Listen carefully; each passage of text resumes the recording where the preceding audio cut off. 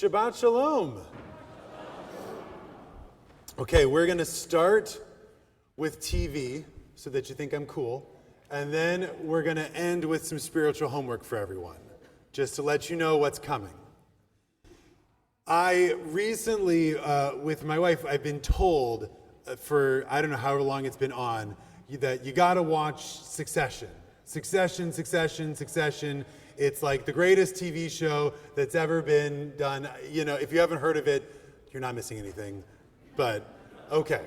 So I started to watch this show, and within like an episode and a half, I said, I don't like this. I'm not going to want to watch this.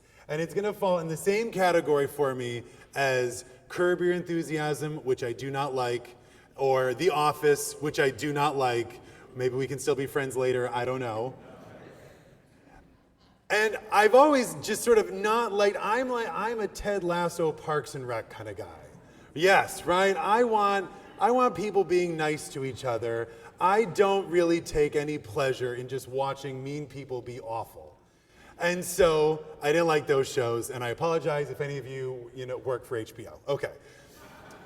Now, I knew that I sort of had this feeling, but it wasn't until this week that I realized that those shows go against the Torah. And that we have reason to not like those shows because it's, thank you, yeah, there, Shabbat Shalom. Okay, so, because it says in the Torah, now this week's Parsha, as we were reading along, this is the Law Redux remix. That's what I was looking for. Parsha. We get the Ten Commandments. We get the Shema. We get all of these laws again and again and again and again. And then there's an additional thing that is not in Shemot, where we get the laws in the first place, or anywhere else, that we end as Moses is sort of wrapping up his talking about these laws, where he says, you should observe these commandments and do them. V'asita hayashar v'hatov be'enei Hashem. Right, that you shall do what is yashar, straight or right, and vitov, and good in the eyes of God. So you get this line at the end. Oh, by the way, do what's right and good in the eyes of God. And of course, the question that our commentaries are going to ask as they read this line is, it seems to be redundant. You just gave me all these rules. I got it. Don't kill, don't steal, don't all those things. Yeah, I'm good. So what does it mean to then say, oh, and do what's right and good in the eyes of the Lord? You know what? I can't help myself. It's the summer. This is fun. Turn to the person next to you. Okay? If you have an idea, what does it mean to say, when God says do the right and the good, what on earth could God mean? Is God trying to add something? Is God trying to recap something? Is God trying to put some spin on the ball? What does it mean when God says, do the right and the good, hayashar v'hatov be'enei Hashem? Right? And you can, if you want, you can check the verse. It's Devarim chapter 6, verse 18. Do the right and the good in the eyes of God, leman yitev lach, right? That you shall go well with you. Uvata v'yareshet et haaretz hatova asher nishba Hashem la'avotecha. That you shall go and it will be well with you, and you'll inherit the land, the good land that God has promised to you. So take a few seconds, take 18 seconds, turn to the person next to you. What does God mean by do the right and the good? Ready, set, go.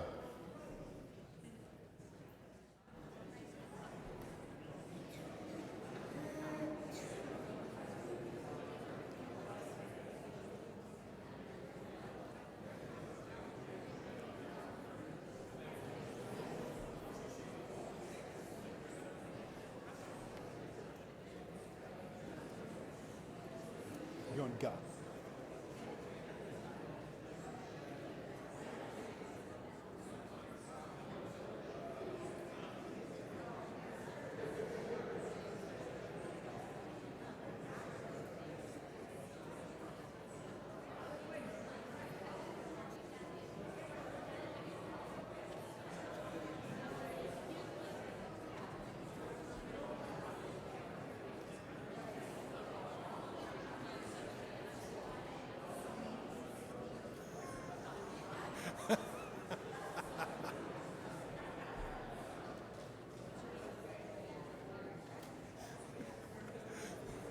All right, take 9 more seconds.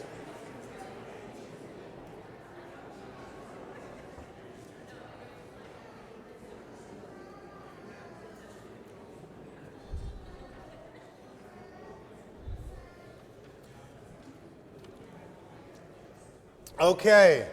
All right. We should, I can never tell. When everyone turns right away and starts talking, it seems like you're all talking about it, but you might just be saying, like, I wonder what Carrie's got going for Kiddush or something. And I don't, both are okay things to talk about. But, so, anyone want to share a couple of thoughts of what does it mean when God says, do the right and the good?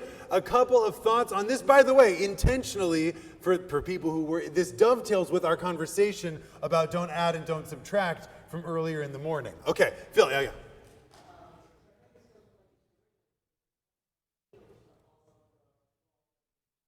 Okay.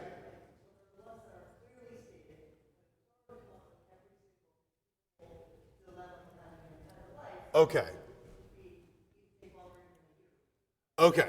So Mr. Nathanson here is straight up Ramban, as we say in the business. So Nachmanides says I'll repeat it, exactly what you say, which is the Torah does its best to lay out all the rules that the Torah sort of can think of in that moment. And there's a question of, is it that the Torah says all the things the Torah, right, God knows, or is it just the chapter heading we don't know. And this line, do the right and the good, means in the future, when something comes up that is not covered in the Torah, because the Torah is finite and can only cover so many things, do the right and the good means you should still try to do what's right, even if the Torah has not legislated about Bitcoin.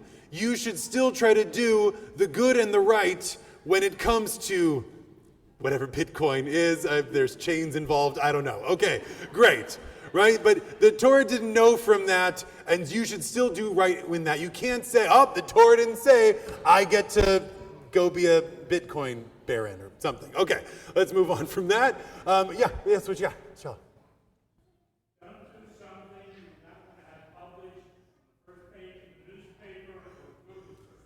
Okay, don't do something that you wouldn't want to have published on the first page. Right, this is...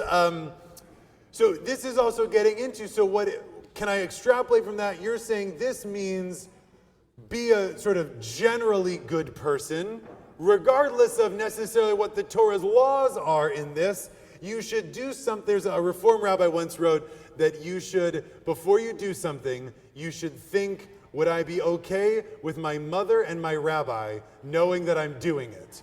And if the answer is no, then you shouldn't do that thing. Right? So there's something about like saying, it's this kind of extra category, an extra legal category. All right, let's take a couple more. I thought I saw another hand or two. Yeah, Virginia, did you want to share?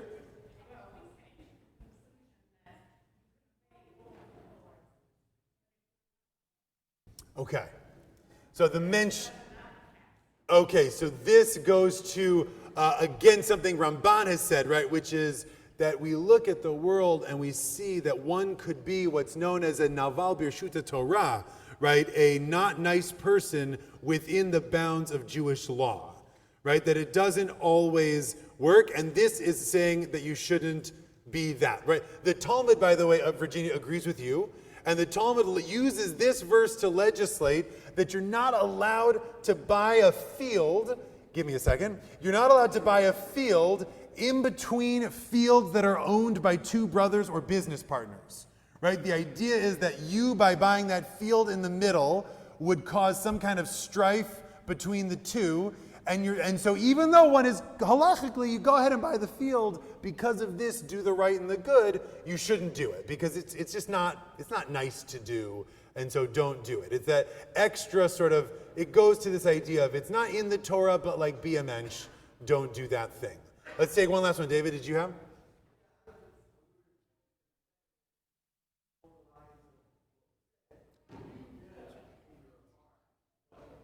Okay.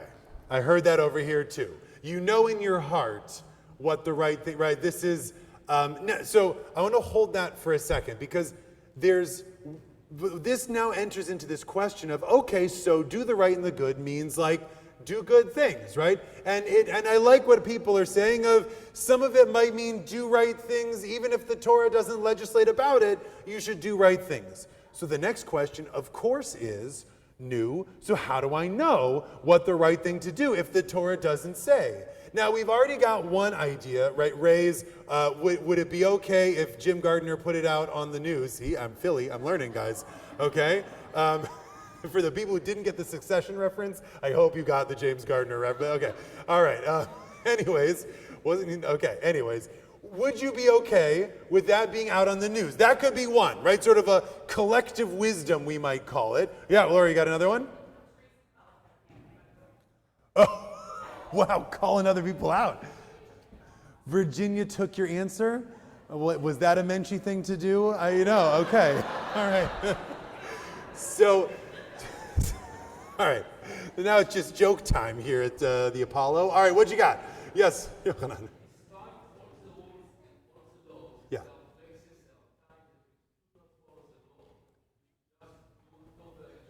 Okay, great.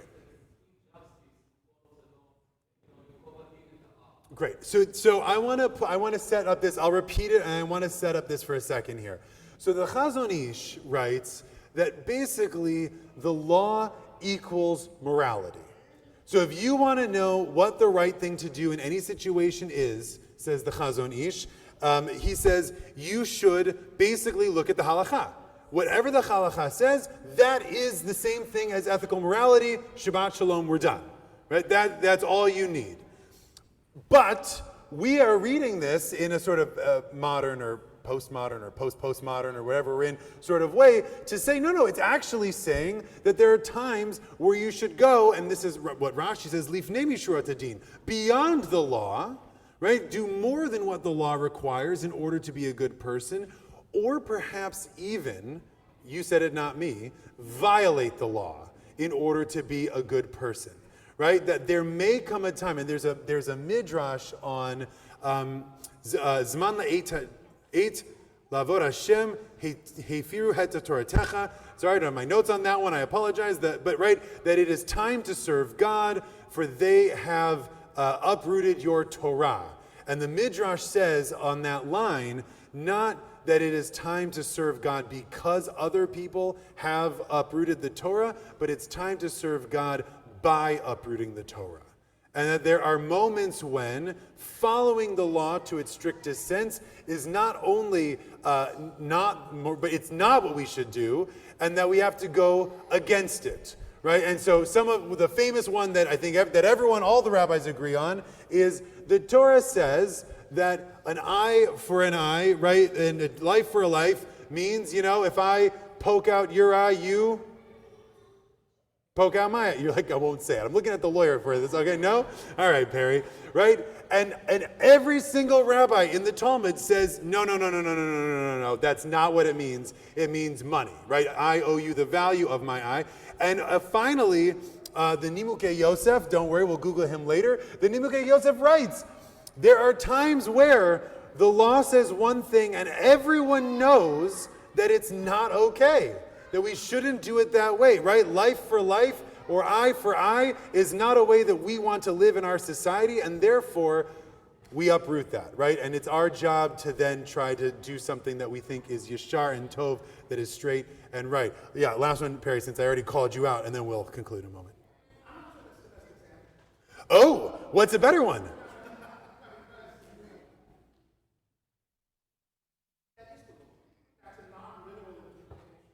Uh-huh. Ah. Okay, I see what you're saying.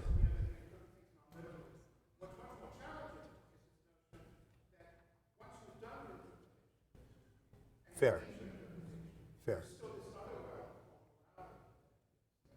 I see what you're, okay, fine. I'll accept that. Let the record show that was not the best example. No, you're right, because that's a kind of an interpretive thing. And I think, Yochanan, you're saying more of a actual dafka violating of the law. Okay. So, this is good. So where I want to finish with, because I think all of this is correct. And I'm not, by the way, trying to push us towards some sort of total relativism where you just do whatever you feel is right. You're saying yes? You got one? Please go ahead.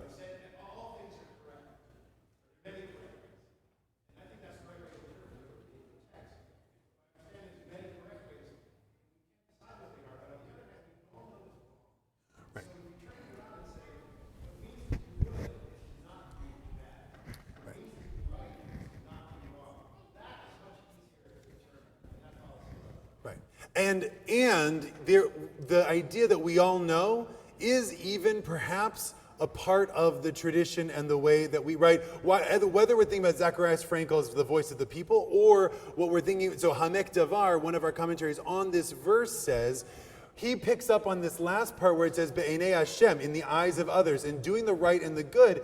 He says, do what's right in the eyes of God and what's good in the eyes of your fellow man. Right? And that when you're doing something that's good, we know. We know what's good and what's right, and we know what's not. And there is something that says, the good and the right is rarely mean. The good and the right is rarely petty.